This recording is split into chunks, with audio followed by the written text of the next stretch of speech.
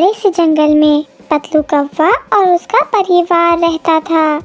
एक दिन गौरी पतलू कौवे से कहती है, पतलू जी अनर्थ हो गया, मेरी बात सुनो, बहुत बुरी खबर है, जल्दी मेरी बात सुनो पतलू जी।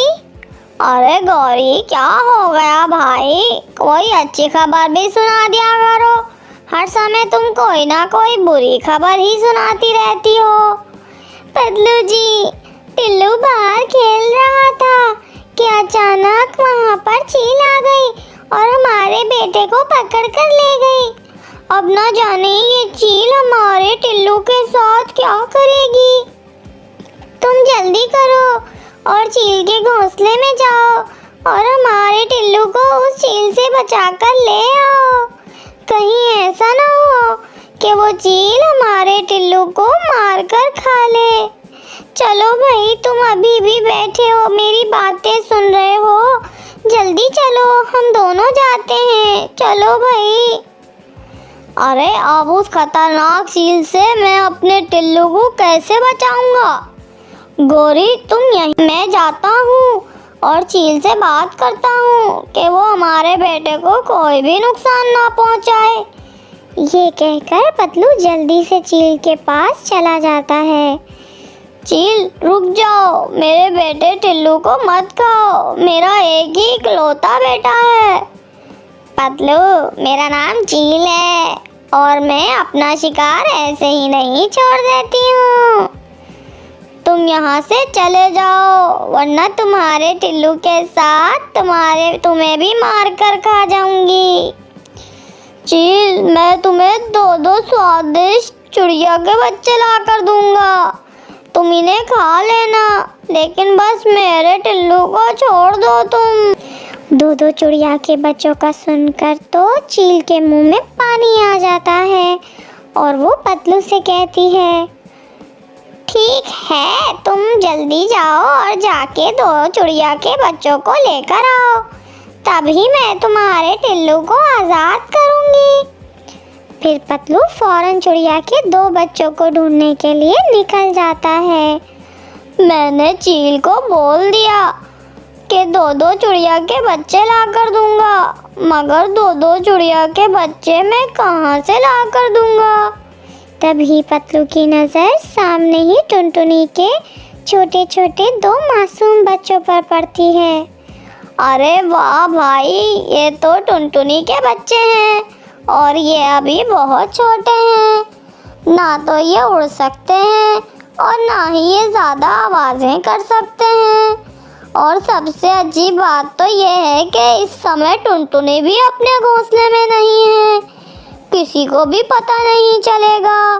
मैं जल्दी से जाता हूँ और उन दोनों बच्चों को चील बहन के पास ले जाता हूँ। फिर पतलू जल्दी से टुनटुनी के घोंसले में आता है और पिंकी और बंटी को अपनी पीठ पर बिठाकर चील के पास ले जाता है। ये सब कुछ एक दूसरे पेड़ पर बैठा कबूतर भी देख रहा होता है और वो कहता है, ये पतलू टुनटुनी के दोनों बच्चों को अपने साथ कहाँ ले गया? टुनटुनी तो अभी थोड़ी देर पहले ही भोजन ढूंढने के लिए गई है, ज़रूर कोई तो बात है। मैं जल्दी से टुनटुनी के पास जाता हूँ और टुनटुनी को ये बात बताता हूँ। ये कहकर कबूतर फौरन टुनटुनी के पास चला जाता है। टुनटुनी, मेरी बात सुनो, पिंकी और बंटी को पतलू अपने साथ ले गया है, ज़रूर पतलू तुम्हारे दोनों बच्चों को लेकर चील के पास गया होगा। हाय, मैंने इस पतलू का क्या बिगाड़ा है जो ये हर समय मेरे ही पीछे पड़ा रहता है। अब मैं क्या करूं? अगर पतलू मेरे बच्चों को चील के पास लेकर गया है, वो चील तो मेरे बच्चों को नहीं छोड़ेगी। कबूतर भैया, मैं जा रही हूँ, यकीनन पतलू मेरे बच्चों को लेकर बग्गी चील के पास ही गया होगा, क्योंकि वो बग्गी चील ही हमारे जंगल के पीछे पड़ी रहती है। टुनटुनी, अगर तुम अकेली जाओगी तो वो चील तुम्हारे बच्चों के साथ तुम्हें भी मार कर खा जाएगी। कबूतर भैया, मैं किसी चील से नहीं डरती हूँ और मुझे अभी अपने मासूम बच्चों की जान बचानी है। मैं जा रही हूँ। फिर टुनटुनी उस चील के घोंसले की तरफ चली जाती। पतलू, तुमने तो मेरा दिल खुश कर दिया, ये नन्हे नन्हे चिड़िया के बच्चे लाकर। अब बस मैं इन चिड़िया के बच्चों को खाने ही वाली हूँ। चील, तुम जल्दी से इन नन्हे पक्षियों को खा लो और मुझे और मेरे टिल्लू की जान को छोड़ दो बस। चील इन दोनों नन्हे पक्षियों को खाने ही वाली थी कि वहाँ पर टुनटुनी आ जाती है। चील, मैं तुमसे नहीं डरती हूँ, बल्कि मैं तुम्हें और पतलू को सबक सिखाने के लिए आई हूँ। अरे, एक छोटी चिड़िया अब चील को सबक सिखाएगी? चील, अगर तुमने अभी के अभी पिंकी और बंटी को मुझे वापस ना लौटाया तो मैं तुम्हारे इस घोंसले को तोड़ दूंगी और पतलू, मैं तुम्हारे टिल्लू को भी मार डालूंगी। टुनटुनी, तुम बस भी करो, तुम गुस्से में क्या कुछ बोल रही हो? तुम जानती हो कि अगर तुम बग्गी चील के करीब भी आई तो चील तुम्हें भी मार कर खा जाएगी।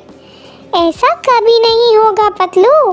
ये कहकर टुनटुनी वहाँ से चली जाती है। थोड़ी देर के बाद टुनटुनी एक जलती हुई लकड़ी लेकर चील के पास आती है और चील से कहती है, चील, तुम मेरे दोनों बच्चों को छोड़ दो, वरना मैं इस पेड़ में आग लगा दूंगी और तुम इस आग में जलकर मर जाओगी। टुनटुनी, अगर तुम इस पेड़ में आग लगा दोगी तो तुम्हारे बच्चे और तुम भी जलकर मर जाओगी। मुझे कोई फर्क नहीं पड़ता पतलू, वैसे भी अगर मैंने ऐसा ना किया तो चील मेरे दोनों बच्चों को खा ही जाएगी ना। इससे बेहतर तो यही है कि मैं इस पेड़ में आग लगा देती हूँ और मैं भी आग में जलकर मर जाती हूँ। चील, तुम इस टुनटुनी की बातों पर यकीन मत करो, ये टुनटुनी झूठ कह रही है, ये कभी भी इस पेड़ में आग नहीं लगाएगी। बस पतलू का इतना कहना ही था। टुनटुनी फौरन उस पेड़ में आग लगा देती है। आग आहिस्ता आहिस्ता नीचे से ऊपर बढ़ती हुई आ रही थी। चील को तो आग से बहुत ज़्यादा ही डर लगता था, इसलिए चील फौरन वहाँ से भाग जाती है और पतलू भी आग से डरकर ऐसे भागता है कि उसे ये भी याद नहीं रहता कि उस पेड़ पर उसका बेटा टिल्लू भी है। आग आहिस्ता आहिस्ता बढ़ती ही जा रही थी। मुझे जल्दी से पिंकी और बंटी को यहाँ से बचाकर ले जाना होगा, मगर ये पतलू का बेटा टिल्लू, मैं इस मासूम बच्चे को यहाँ पर छोड़कर नहीं जा सकती हूँ। मुझे इन तीनों की जान बचाकर यहाँ से ले जाना होगा, मगर इन तीनों को एक साथ में कैसे लेकर जाऊँगी? टुनटुनी कुछ सोच ही रही होती है कि टुनटुनी के सामने एक टोकरी पड़ी हुई दिखती है। फिर टुनटुनी उस टोकरी में तीनों बच्चों को बिठाकर वहाँ से ले जाती है। शुक्र है तीनों मासूम बच्चों की जान बच गई, वरना वो चील तो मेरे दोनों बच्चों को मारकर ही खा जाती। टुनटुनी, अब तुम जब भी भोजन जमा करने के लिए जाना तो मुझे बता देना, मैं तुम्हारे बच्चों का अच्छे से ख्याल रखूँगा। उनको अकेला छोड़कर तुम अब से कभी भी मत जाना। कबूतर भैया, तुम्हारा बहुत बहुत शुक्रिया। चलो भाई, मैं जल्दी से टिल्लू को लेकर पतलू के पास चली जाती हूँ। गोरी तो बहुत ज़्यादा रो रही होगी। टुनटुनी, वैसे तुम्हें मानना पड़ेगा, पतलू तुम्हारे दोनों बच्चों की बलि चढ़ा रहा था, फिर भी तुमने पतलू के बेटे की जान बचाई। मैं उस पतलू की तरह नहीं हूँ कि इस मासूम टिल्लू को इस जलती हुई आग में छोड़ आती। दूसरी तरफ जब पतलू अपने घोंसले में आता है तो उसे याद आता है कि टिल्लू को तो वो उस जलती हुई आग में छोड़कर आ गया है। पतलू जी, तुम तो टिल्लू को लेने के लिए गए थे ना? कहाँ है मेरा टिल्लू, कहाँ है? फिर टिल्लू गोरी को सारी बात बताता है कि पतलू टिल्लू को उस जलती हुई आग में छोड़कर आ गया है। पतलू जी, ये तुमने क्या कर दिया? तुम हमारे टिल्लू को उस जलते हुए पेड़ पर कैसे छोड़कर आ सकते हो? गौरी, मैं बहुत ज़्यादा डर गया था, इस वजह से मैं टिल्लू को वहाँ से ले जाना भी भूल गया हूँ। अब तो मेरा टिल्लू उस आग में जलकर मर गया होगा। पतलू जी, बस बहुत हो गया, अब मैं तुम्हारे साथ नहीं रहूंगी, मैं जा रही हूँ अपने मायके।